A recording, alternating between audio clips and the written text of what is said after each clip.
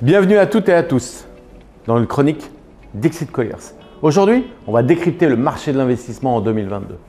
Au terme d'une année très chahutée d'un point de vue macroéconomique, mais aussi sur les indicateurs financiers, l'OAT a évolué de 0,11% à 2,45%.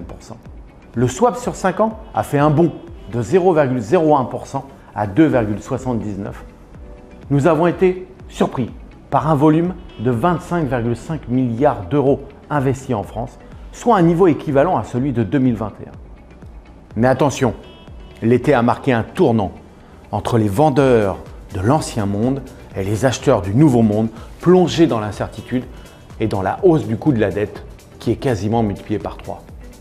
L'effet a été saisissant au quatrième trimestre 2022 avec uniquement un volume de 5,4 milliards d'euros versus un volume de plus de 10 milliards sur la même période en 2021. Dans ce contexte, que pouvons-nous anticiper pour 2023 ?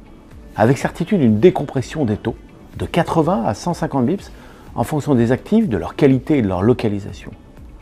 Mais aussi un avantage concurrentiel pour les equity players qui auront peu recours à la dette. Et pour finir, une dynamique certaine dans les sales and leaseback de corporate, drivés par un besoin de trésorerie au sein de leur bilan en 2023. Nous imaginons un premier semestre relativement atone qui sera réactivé uniquement si nous cumulons 3 conditions.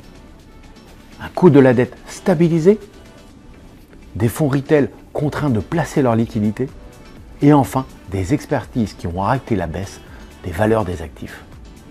Et vous, qu'en pensez-vous ? Je vous propose d'en discuter dans quelques jours lors du MIPIM avec nos équipes.